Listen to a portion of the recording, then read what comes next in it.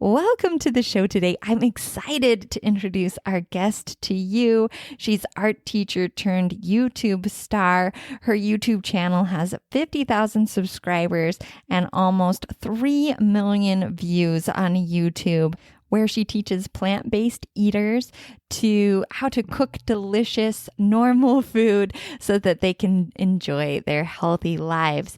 She's generous, has an amazing story. So I'm excited to welcome to the show today, Brittany Jaroudi of the Jaroudi Family YouTube channel and blog.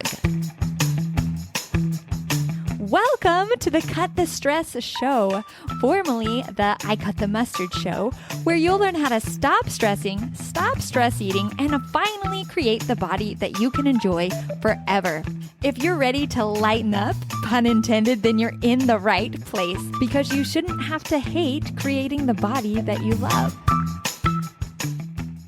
A lot of people probably know who you are, and a lot of people maybe don't. So I thought we would just dive in first and have you tell us a little bit about your story and how you got into plant-based eating. Yeah, so it started around 4.5 years ago. I had got married, moved out of my parents' house, finished grad school, was starting my job, and I went to the doctor and they flagged that I had high blood pressure, to the point that it was so high that they put me on 2 different medications. And at that time, I was only 24, 25 years old, so really young. And we marked it up to genetics because my family has a pretty awful health history, especially heart disease, and high blood pressure and different things like that. So I just was very unhappy. And then my cholesterol also was borderline high. It was 242. So it was over, and they were starting to talk about medication for that. And then also my weight started to creep up, and I'm very short. I'm only 4'11". And so on my frame, even like 10, 20 pounds shows up pretty significantly. And so I got up to the point when I was 185, and I kind of stopped looking at the scale. So realistically, I was probably closer to 200 pounds. And I felt so uncomfortable in my body. I just felt so awful. And then my husband also, for his work, got a blood panel, and they let your spouse do it as well for kind of insurance purposes. And so we took that, and my C-reactive protein came back at 16, and under 3 was normal.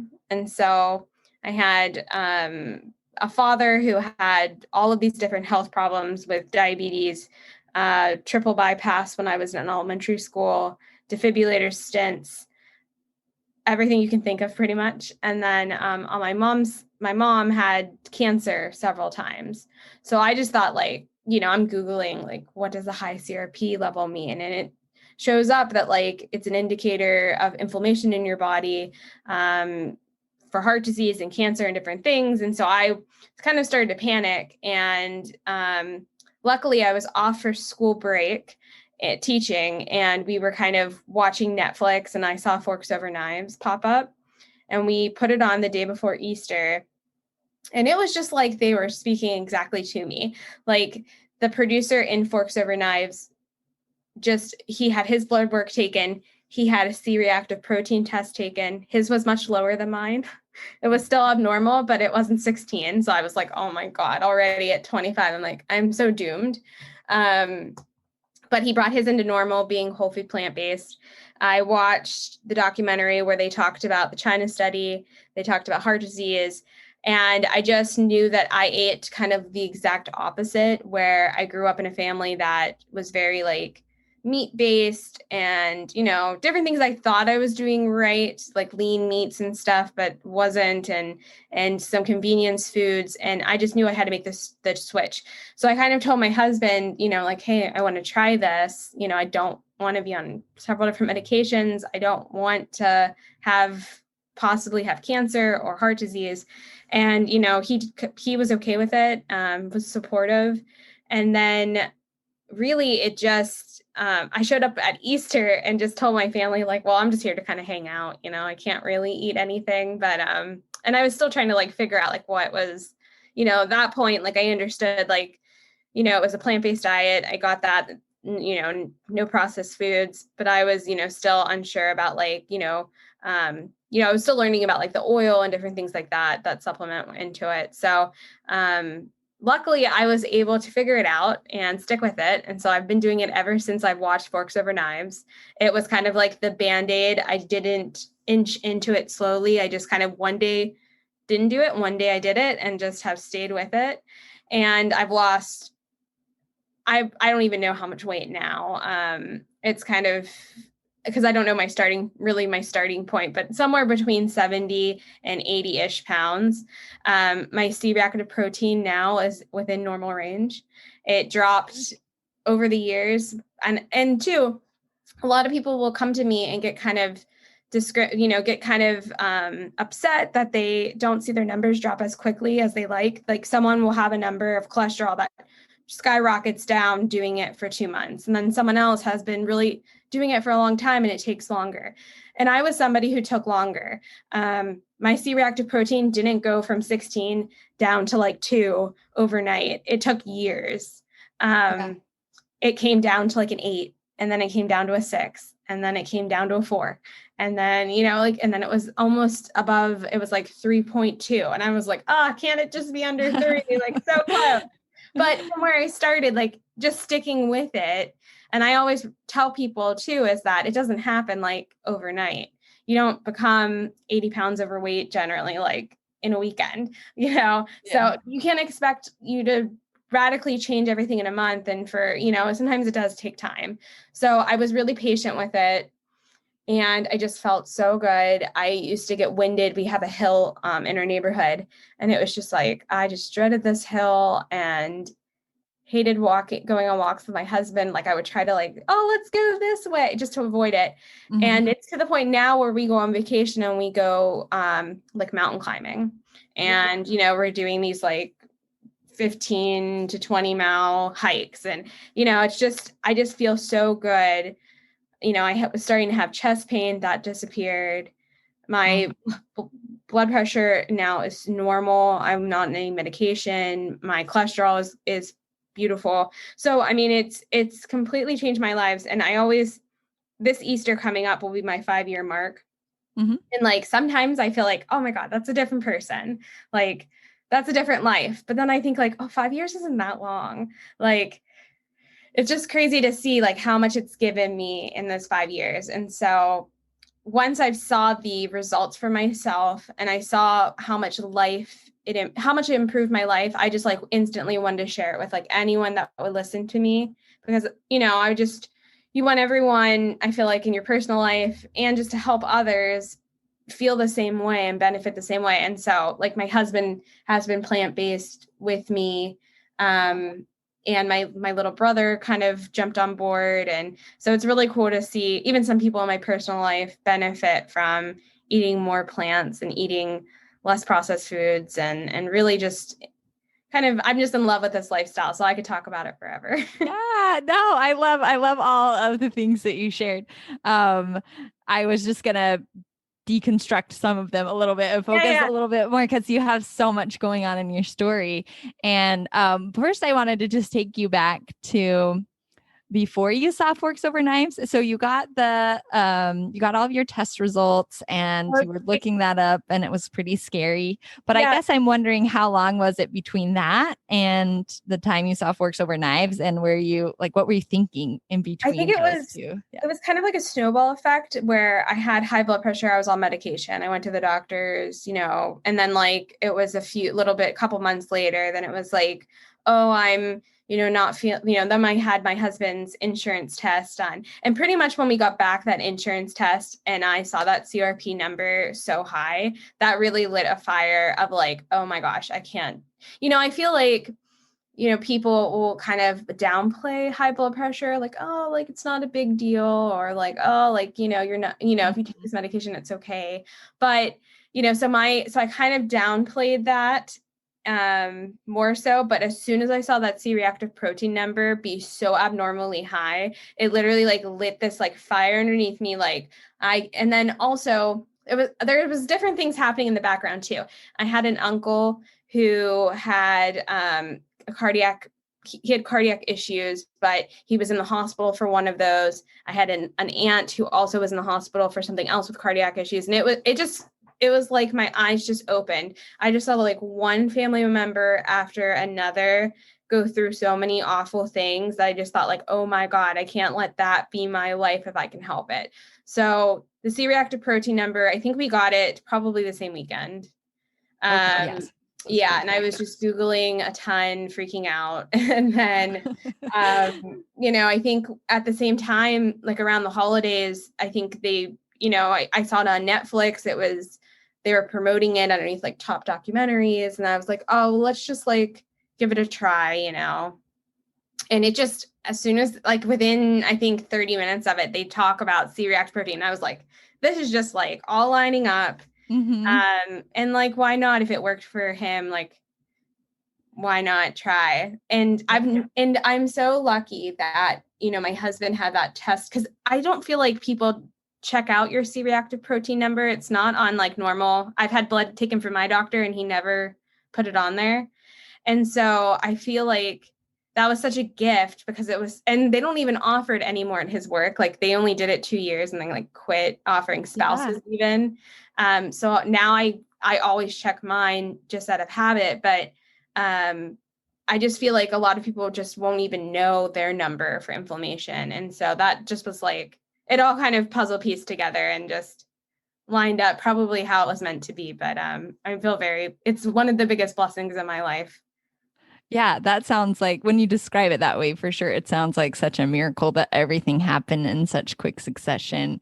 And Yeah, it was like a snowball that just, yeah. kind of lined up. And yeah. And then also after so I saw Forks Over Knives. I was like, okay, I want to do this. And then, I went on Amazon and bought the China Study. I bought all the books and I just like sat and like read and got Audible and just like highlighted and read How Not to Die. Like it was just like, I just couldn't absorb enough information on it. And then it was like, how can I even like figure out ways of like upping things that will lower my inflammation. So it's like, oh, I can have green tea and I can have broccoli and broccoli sprouts and all this different stuff. So it's just become so much fun too. And then, yeah, just to see the results has been amazing.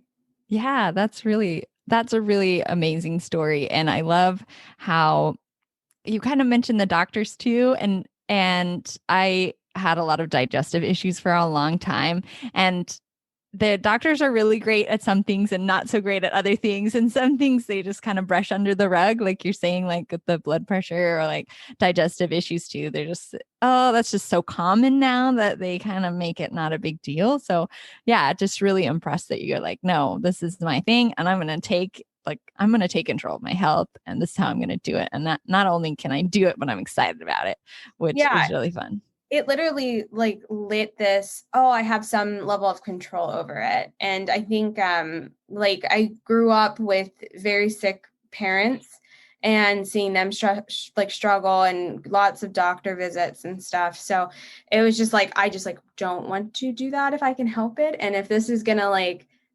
even if it increased my chances of not getting cancer like 10%, like why not? Like, it's so Yeah. worth it. And then just when you dive into all the research, it's like, oh, this is like, there's so much sound research that you just want to share with everyone. And also being plant-based, I feel like I enjoy my food so much more. And it's so much variety of stuff I never tried. Like I was an awful cook before being plant-based and my meals were very boring. And so now it's just like so much zest for figuring out recipes that are really awesome and taste good and all the variety. Oh, cool. I didn't know you weren't even a cook before that, though. That's really cool. I was like the That's person really- who would like buy like they have these pouches of like sauce mix that you just like dump on your chicken. And I was like that person that would be like, okay, what sauce packet do you want? And like minute rice and like all, just shortcuts. And so now it's like I feel like I put the effort in to make sure I have really colorful foods and variety of different things and trying new things. And I feel like also like some of the love that I spend on taking the time to really do that instead of just, the fast food or whatever, my body appreciates, and my health, it's so worth it. I always tell people, like, especially when people kind of complain about grocery bills, I'm like, well, you can spend your money like a couple different ways, but I'm going to prefer to spend mine on groceries so that, I can, spend less on hospital bills if I can help it. So Yeah, absolutely. Yeah. What is money supposed to be for? But to take care of yourself and have the best life ever. So yeah, absolutely. Okay. I'm really excited to hear about your take on food and dive into that a little more. But before we do, I like how you mentioned, just brought up that idea of the numbers coming down, because I see that a lot.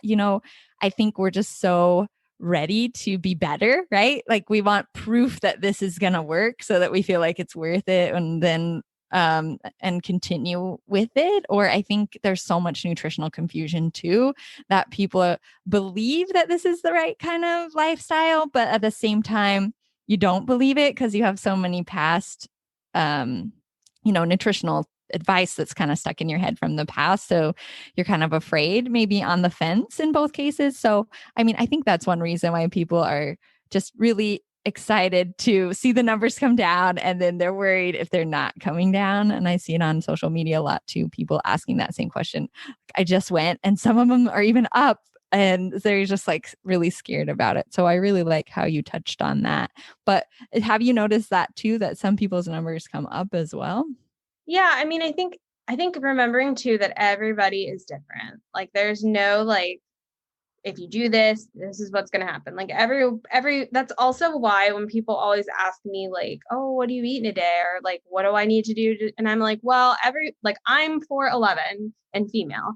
What I need for my like nutrition is going to be different from like my husband, who is like, 5'10" and male, and your activity level and everything else. So I always tell people like every single person is different. You shouldn't compare your lab work. I think it's really good to keep track and kind of see your progression from your own stuff. And so like even with my cholesterol, like me and my husband are very different. His cholesterol, plummeted to like 120, when he was like 194 to start. And mine took like so much longer, and I ate so much better. like I Yes.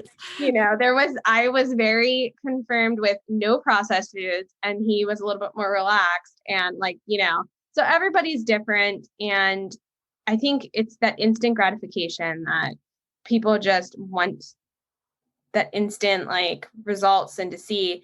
And it just stick with it. Like if I would have quit or changed my lifestyle to like keto or paleo or something else, because my CRP went from 16 to 8 and didn't go down to under normal, like I stuck with it, and then it came down into normal. But it took a few years. And I think that's the biggest thing, is just be patient. And two is that that like how you feel, you generally are feeling better. You generally, our digestion is better. You generally are like sleeping better, and you have, more energy and different things. So I always tell people too, like your lab work is really important. Be patient with it, but also like how do you feel? Like Yeah. that's a good indicator as well, as you wait for everything to become better. Yeah, yeah, so good. I could talk about that so long, actually, all that stuff, because I work with some weight loss clients as well, and they're always like, oh, there's Yeah. the debate of should you count calories or not, or like you've got to count calories. And anyways, but I'm just like, just relax, just try to listen to your body, because like you said, like, yeah, my husband's one of those annoyingly skinny people that can eat whatever he wants, and he does. But my family is more like gains weight really easily and things like that. So like you said, some genetics play a role, but definitely plant-based diet's the way to go. So I love all that. So tell me, you said your husband was really supportive, but we're getting up on, well, when we're recording, it's right before Thanksgiving. And then there's Christmas and there's other holidays around this time of year, the New Year's, even all over the world.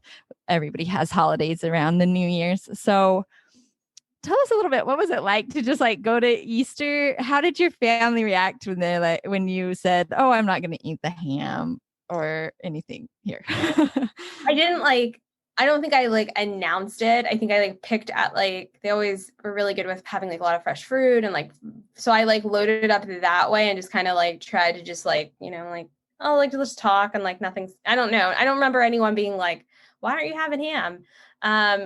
But I got really lucky too, is that, while maybe like some of my family members didn't understand it, my husband is from a Middle Eastern background. So his dad's from Syria.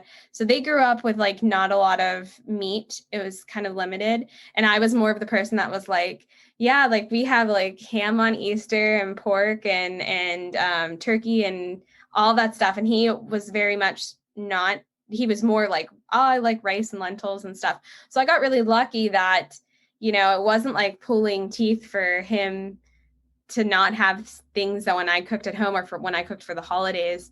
It was more the dairy that was like harder for him to lose. But yeah, just I always feel bad because people always ask me questions about like how do they get their spouse on board, and mine was very easy. I think originally whenever I was like, I'm going to be plant-based vegan, I think he didn't think I was going to stick with it.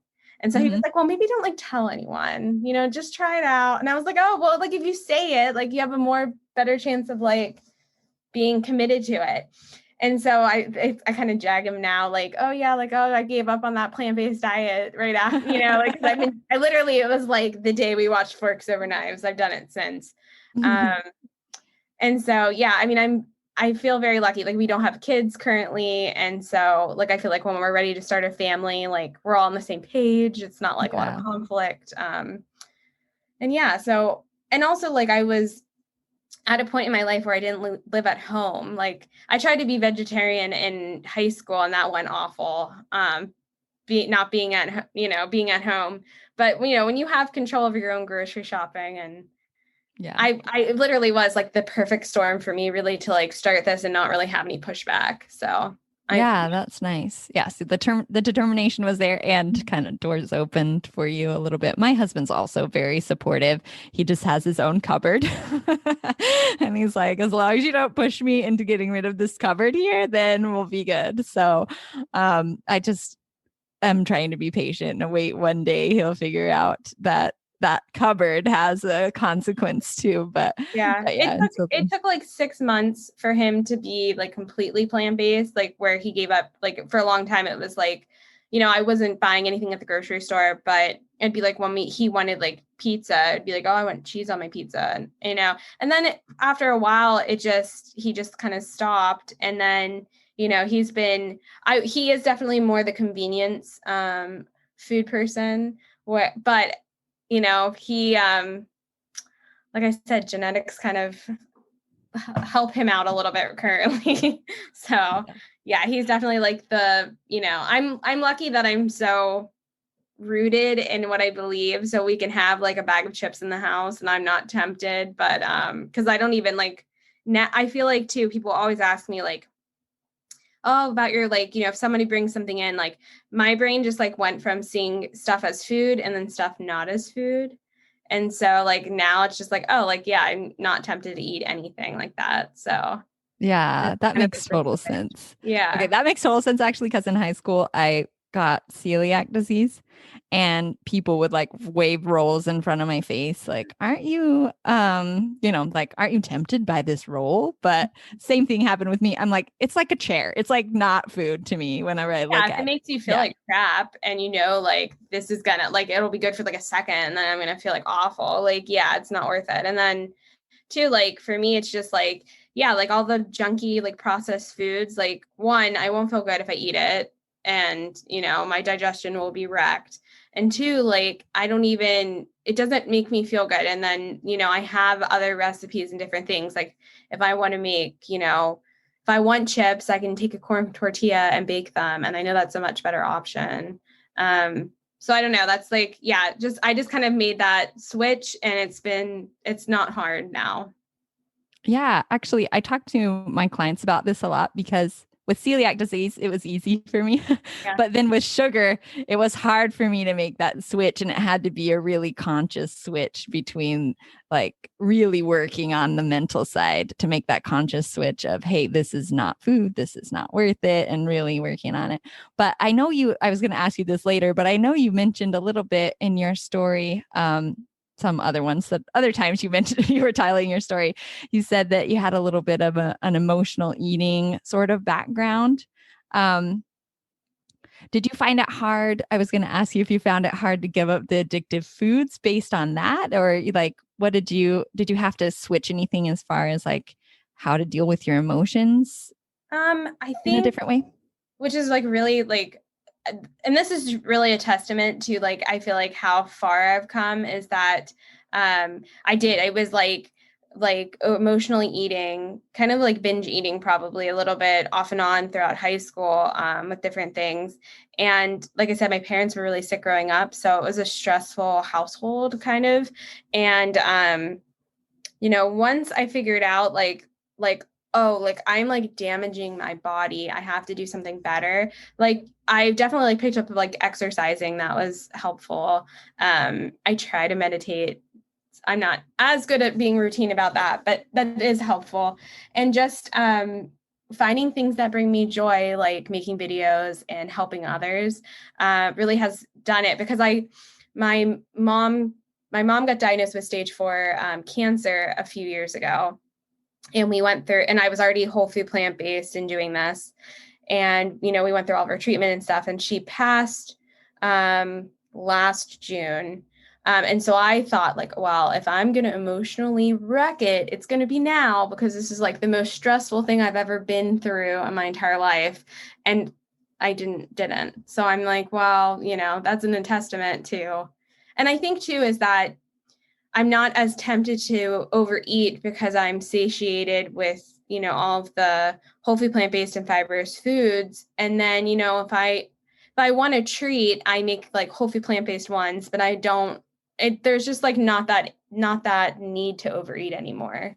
It kind of did the same switch whenever I kind of drew the line in the sand that like, hey, this is going to be like important. And if I really wanted a different life, like I really had to be committed. And so, yeah, I don't know. It just, luckily that hasn't really transpired into moving into this lifestyle. Yeah, that's really awesome. So it was really a physical and an emotional change at the same time for you. Yeah. Definitely. Yeah. Really awesome. Well, thank you for opening up and sharing all that with us too. I really appreciate that. Okay, so let's move into the food part now that we came to talk about, because you're on YouTube all the time preparing these delicious recipes for all of us to enjoy. And so I wanted to talk about the holidays. And what are some of your top tips for just making the holidays a success? Yeah. So like my whole philosophy kind of when I started the channel was just to make recipes that were whole food plant-based, SOS free, that still remind you of those comfort dishes that you've had before. Because my whole goal for like, like I could eat like rice and beans with salsa and like be content, but like not everyone is like that, like sometimes people want, and when you're trying to get like your kids involved, if they're older, or if they're picky eaters, or if you're trying to get your husband on board or your mother-in-law or someone else that has been eating a certain way for super long time, and then you tell them that they never can have Alfredo sauce again, like, or different things.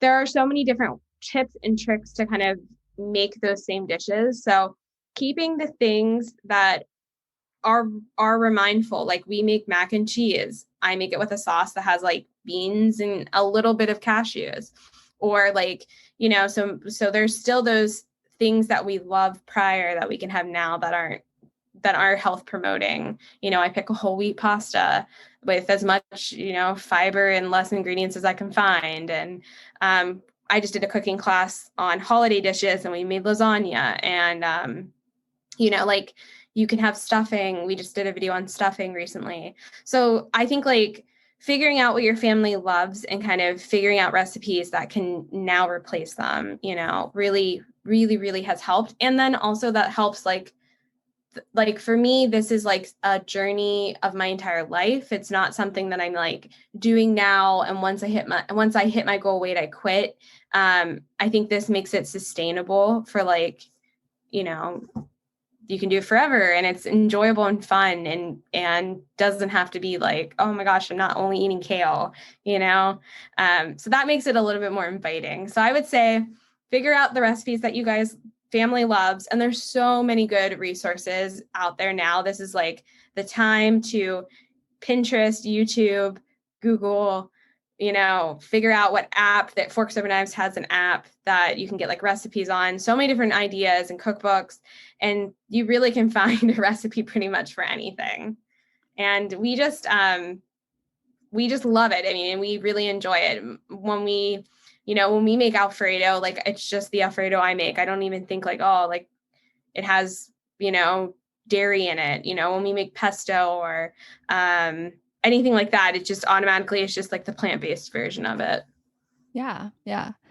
So I liked that you just said, for especially when transitioning, you're saying just go find what you love, and then there's recipes out there. So just make the modified version. Yeah. Or even if you're doing it for a long time and you're really committed, like you can definitely, like all of our recipes are salt, oil, and sugar free. And, like I still enjoy, like, yes, like, using like whole wheat pasta is a little bit more processed than a whole grain intact. But like on the holidays, like we definitely enjoy that. And, like I could see us when we raise our family, like there's going to be like those dishes, and you can scale back depending on, I always tell people, on your health, like whatever kind of health specific things you're trying to find. If you're trying to cut out nuts, there are ways to like add white beans and different things to kind of substitute to make it fit what you're personally going for at that moment. So we still do it. I mean, I still make a huge spread, and it's still generally like all of our favorites. Yeah, I was going to ask specifically, what do you make for Thanksgiving and Christmas? What do you guys usually do? So a lot of times people get really hung up on what do I replace the turkey with? That's generally like the main thing. I feel like a lot of people are a lover of sides, and it's really, really easy to do like, any of your side dishes, from green bean casserole to cranberries. It's really easy to make that like plant-based. There's so many recipes out there. We'll just do like a lentil loaf for Thanksgiving. I put it like on a beautiful, like when we would see family, not right now because of the pandemic, but it would be like on a beautiful like tray with like cranberries or pomegranates, like very pretty, fresh rosemary, like dress, I always tell people too, if you're serving others that aren't plant-based or your family, like you want to make sure the food looks really pretty and appetizing. So we'll do a lentil loaf for Thanksgiving. Usually for Christmas, it'll be like a lasagna or something else like that as the main. And then all of the sides, we just do like we normally would. We do like mashed potatoes or potatoes baked twice, sweet potatoes, stuffing. We do all like the general normal Thanksgiving traditional Thanksgiving stuff. Yeah. So and it's kind of the same with Christmas. Like for my family, for Christmas Eve, usually my grandma will make a traditional Slovenian soup, and it's called sour soup because there's sauerkraut in with it, and there's dried mushrooms and different things. Hers has like a ham bone that they cook it in with, and it usually has kibasi and different things. But like I make like our mushroom soup, I've kind of tweaked that from her recipe of doing dried mushrooms and different things, and I'll just bring that, and it looks like exactly the same color.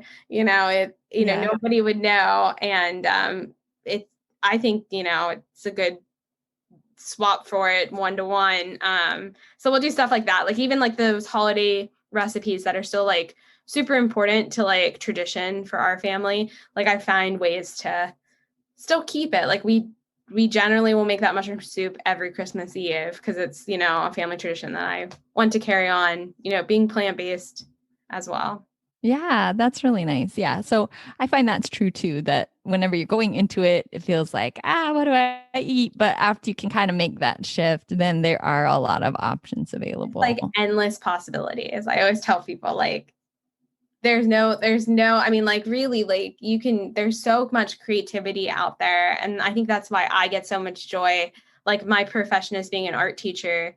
And I have a background in photography and different things like creatively. But I just feel like that's kind of shifted now where it's like, oh, like how creative can I be with like this? It's a different kind of art.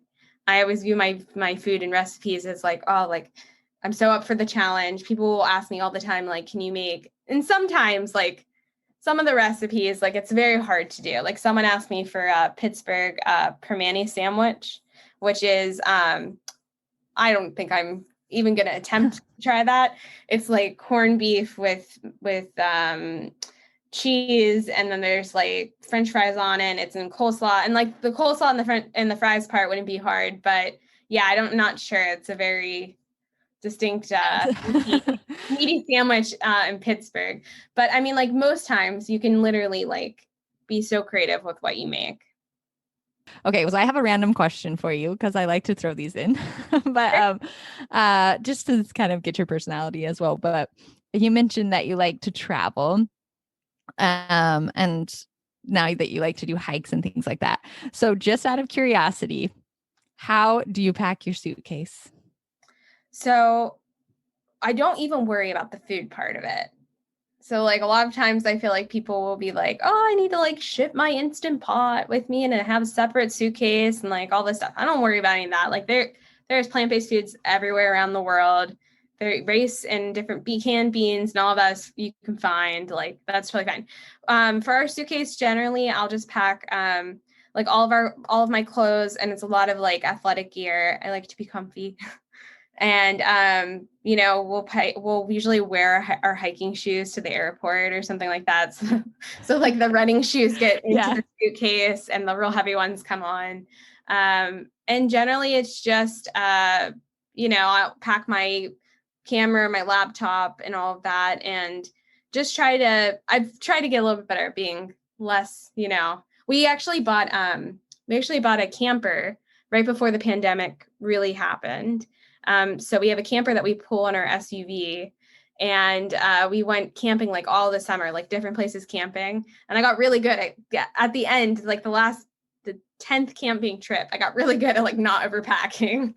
Usually I'm like, I overpack. I'm like, well, what if like we work out here and then I need another change of clothes? Like, yeah, I've got a little bit more minimal about what I bring. Yeah, yeah.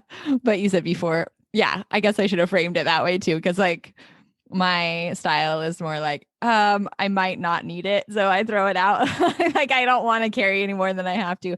And my husband just keeps, oh, we forgot this, and he keeps like shoving things into my bag. I'm definitely more like your husband, but I'm trying to be better at it. So it's been I feel like having the camper has been a little bit better because I'm like, oh, like, I can kind of judge now, like if we're going for so many days, like what do I really need? What am I just bringing back home? So that's helped a little. Yeah, that's nice too. Well, it's funny too.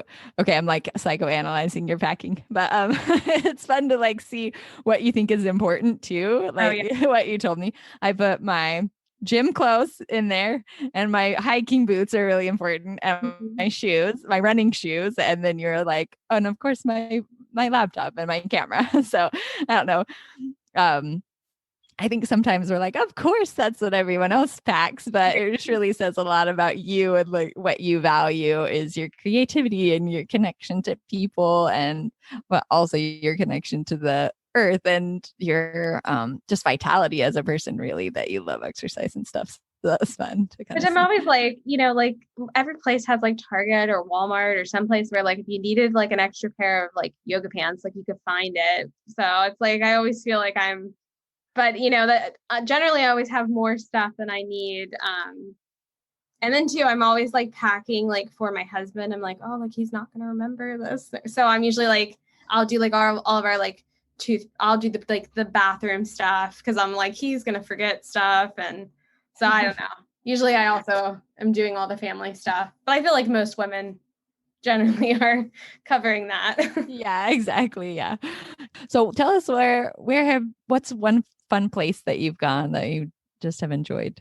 So we took a camp. Well, I have two places that are like my all-time favorite. We really love Estes Park in Colorado. We've went there on two different trips and we've hiked the Rocky Mountains. That's like, I always kind of joke, like if I was going to pick a place to retire when I'm older, I want to go to that little town in Estes Park. But although we were there in the summer and they get snow very early, so I don't know how much. I need to go back when it's like an actual true snow and then would have to see. So Estes Park in Colorado. And then we also went to Washington State and did the North Cascades farm, whole North Cascades Mountains. We did the North Cascadian Farm.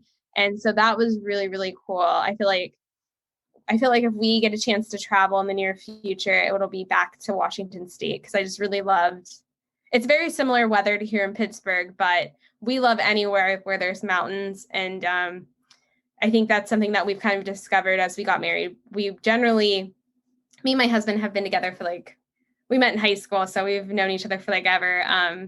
We were just talking that like we're coming up on 15 years of being together, and so we've generally always did like beach vacations and stuff like that. And so when we got married and got to like pick our own vacation that we're not doing with our families, the mountains just really have been like, I feel like over and over again, we're like, oh yeah, we're such more mountains people than beach people. Going back to sort of the emotional eating idea, we talked about missing out a little bit on some of the old foods that you used to eat.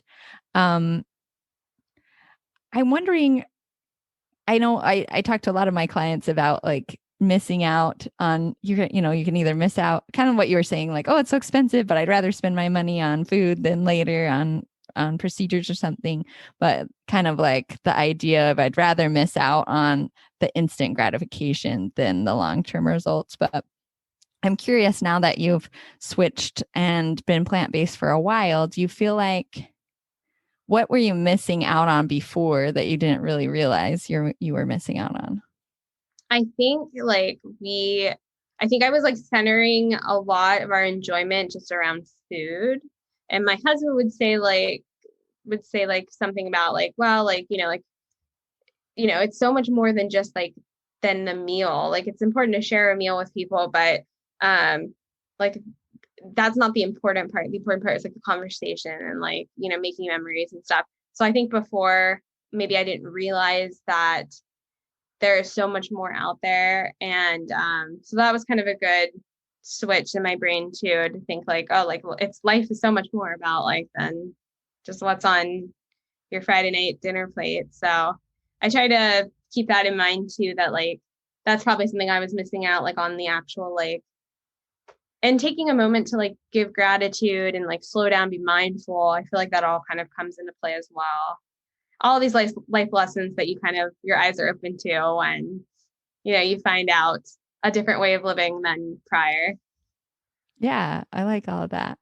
Well, thank you so much for all that you've shared so far. I really enjoyed our talk, and just to see all of your values and how things have shifted for you. And it's really confirmed a lot of the things that I noticed in other people's journeys as well, which is really fun. So is there anything else that you would like to leave us with, whether it's for food or life, or any advice that you can give anyone for the holiday season?